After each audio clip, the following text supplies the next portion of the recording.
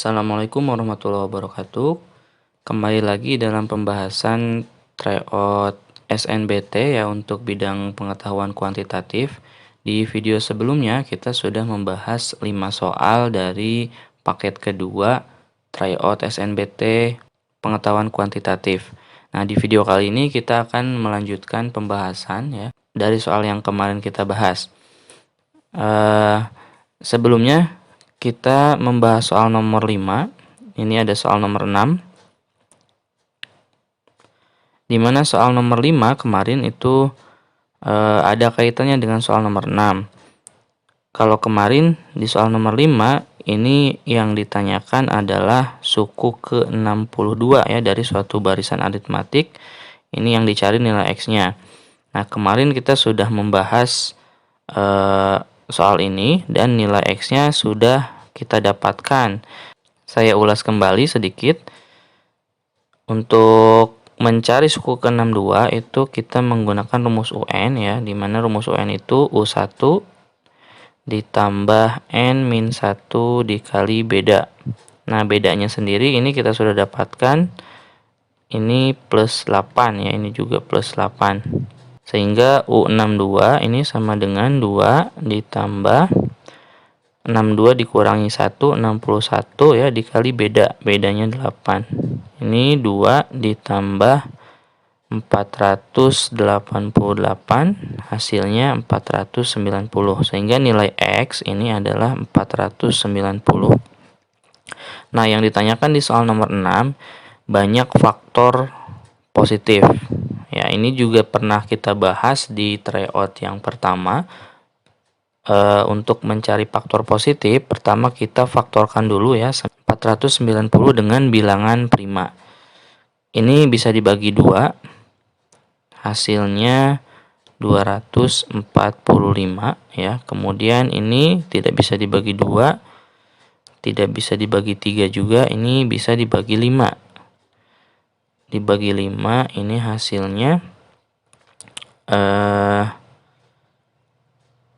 49 ya, 49. Kemudian 49 ini kita bagi 7, hasilnya 7. Nah, sehingga 490 itu bisa kita tulis 2 pangkat 1 ya. Kemudian dikali 5 pangkat 1 dikali 7 pangkat 2. Nah, kita gunakan perpangkatan yang ini. Rumusnya itu setiap pangkat kita tambahkan 1. Ini 1 ya, kita tambahkan 1 menjadi 2. 1 kita tambahkan 1 menjadi 2 juga. Kemudian 2 kita tambahkan 1 menjadi 3. Nah, setelah ditambah 1 kita kalikan. 2 dikali 2 dikali 3 itu sama dengan 12. Artinya terdapat 12 faktor positif. Jawabannya B.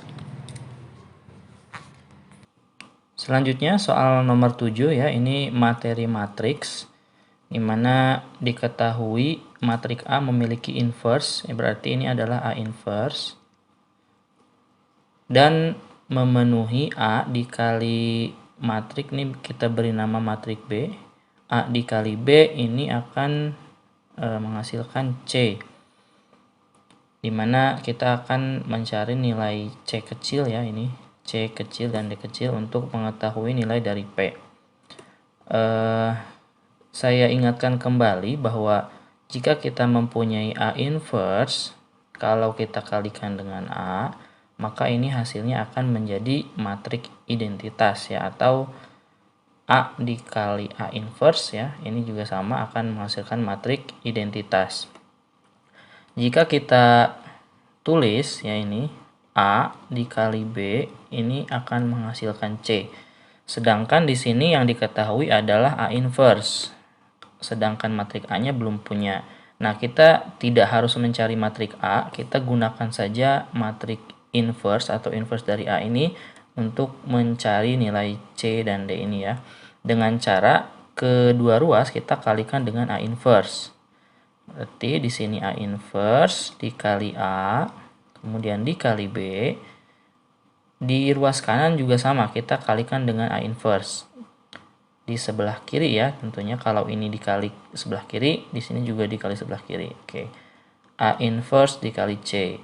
Nah, sehingga kita akan menemukan A inverse dikali A. Ini adalah matrik identitas.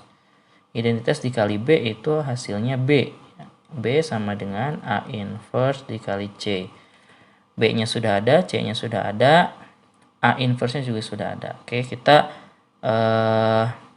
cari persamaan ini ya. B sama dengan A inverse dikali C. B-nya sendiri itu matrik ordo 2 kali 1 ya.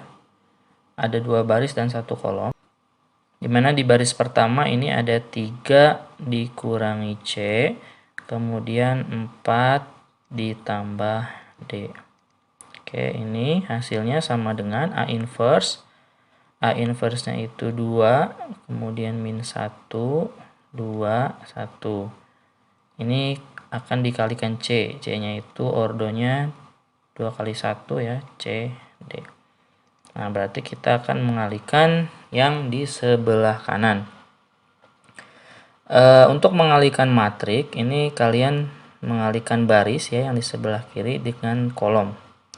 2 dikali C berarti itu 2C. Kemudian min 1 dikali D, hasilnya negatif D. Kemudian untuk yang bagian bawah kita gunakan baris yang bawah. 2 dikali C, 2C. 1 dikali D, 1D atau positif D. Oke, berarti 3 dikurangi C, ini 4 ditambah D.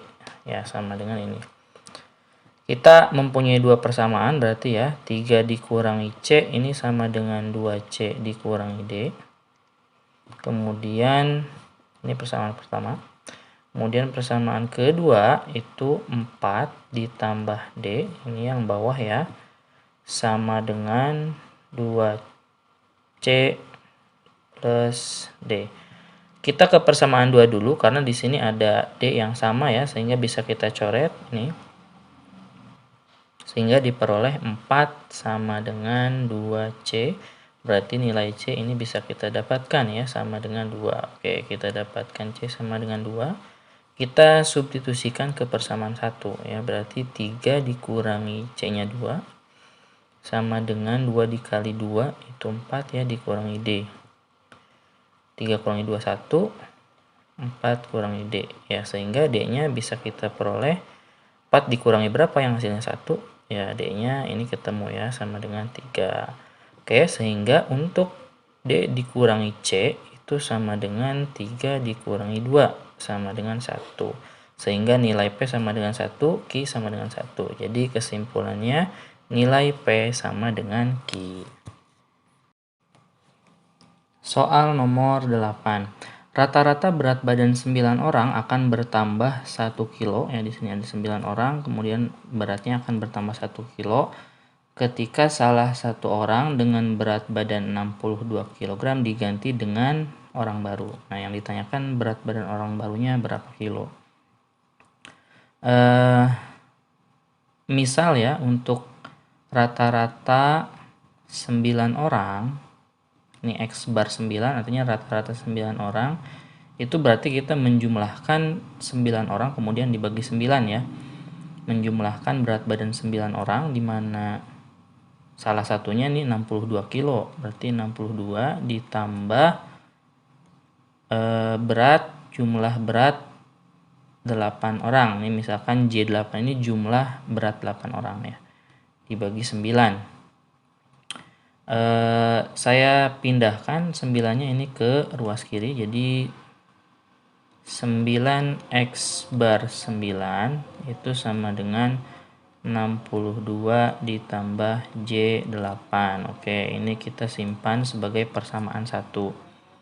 Kemudian mereka kemudian beratnya akan bertambah. Oke, jadi 1 kilo ya. Berarti X bar 9 ini akan bertambah 1 ya, rata-ratanya akan bertambah 1 pada saat ada orang baru ditambah dengan 8 orang tadi yang lama ya. Ini dibagi dengan 9. sama, saya akan kalikan ke sini. Berarti 9x bar 9 ya, ke sini.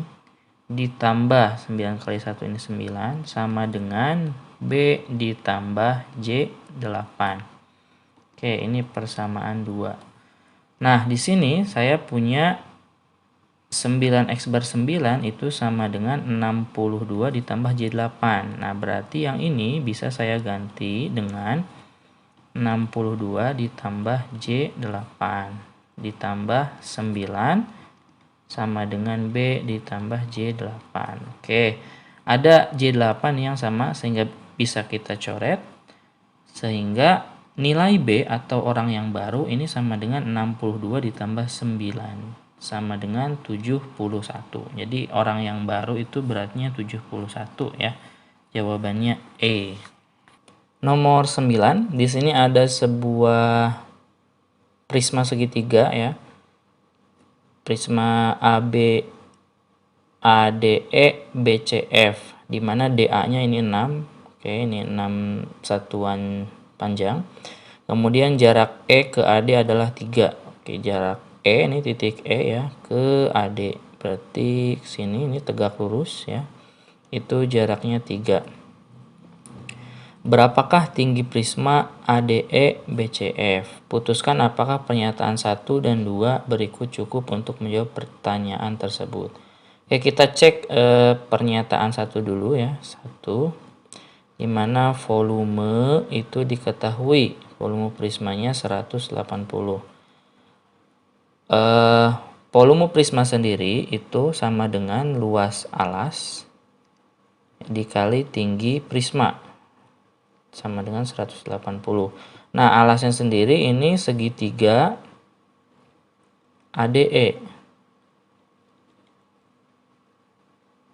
DA ya ini. Ini A. Ini panjangnya 6, kemudian dari sini ke sini jaraknya 3. Nah, luas alasnya itu berarti luas segitiga ADE ini ya. Setengah alasnya 6 dikali 3 dikali tinggi. Nah, sama dengan 180. Nah, berarti kita bisa mencari T atau tinggi dari limasnya itu dengan cara 180 dibagi dengan, ini bisa dibagi ya 3, dibagi dengan 9. Jadi tingginya sama dengan 20. Berarti nomor 1 ini cukup ya untuk menjawab pertanyaan berapa tinggi prisma ya. Nomor 1 cukup. Kemudian kita cek yang nomor 2 ya. Nomor 2 di mana diketahui AF itu sama dengan 5.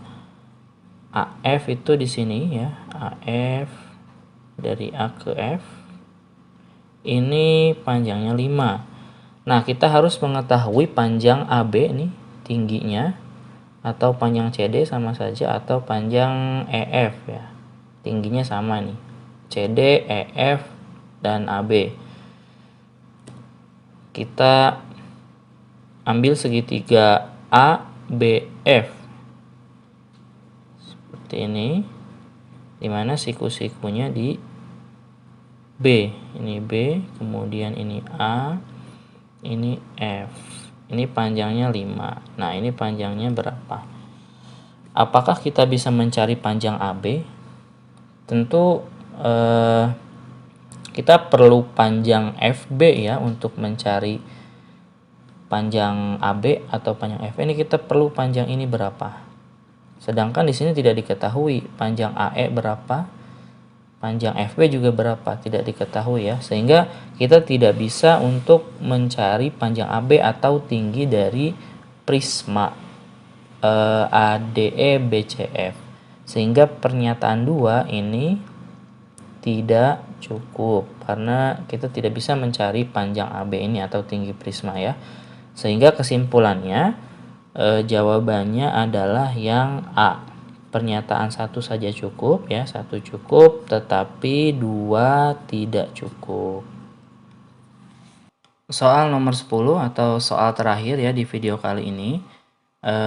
Sekelompok mahasiswa terdiri atas beberapa orang yang memiliki tahun lahir yang sama. Manakah peristiwa berikut yang memiliki peluang paling besar ya jika dipilih satu mahasiswa dari mahasiswa yang memiliki tahun lahir yang sama.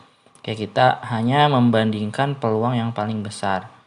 Kita bandingkan ya dari semua opsi. Yang pertama ini 3 orang dari 25 ya, berarti peluangnya 3 dari 25 atau 3/25. Kemudian yang B 5/15. Kemudian C 6 ya dari 15, berarti 6/15. Yang D ini 5 dari 25. Kemudian yang E 6 dari 25, 6/25. Nah, kita hanya membandingkan bilangan mana yang paling besar ya dari opsi A sampai dengan E. Kalau kita bicara pecahan, otomatis penyebut yang paling kecil, yang lebih kecil itu yang nilainya lebih besar. Berarti yang 25 ya ini pasti salah nih. Yang penyebutnya 25 karena nilainya pasti semakin kecil. Nah, kita tinggal membandingkan yang B atau yang C. 5/15 dengan 6/15. Tentu yang paling besar adalah yang 6/15. Jadi jawabannya yang C. Baik, di video di part 2 ini ya sampai di sini dulu. Jadi kita sudah membahas nomor 6 sampai dengan nomor 10. Kita akan lanjutkan di bagian yang ketiga ya. Kita akan membahas soal-soal berikutnya di paket tryout yang kedua SNBT Excellent ini ya. Terima kasih. Assalamualaikum warahmatullahi wabarakatuh.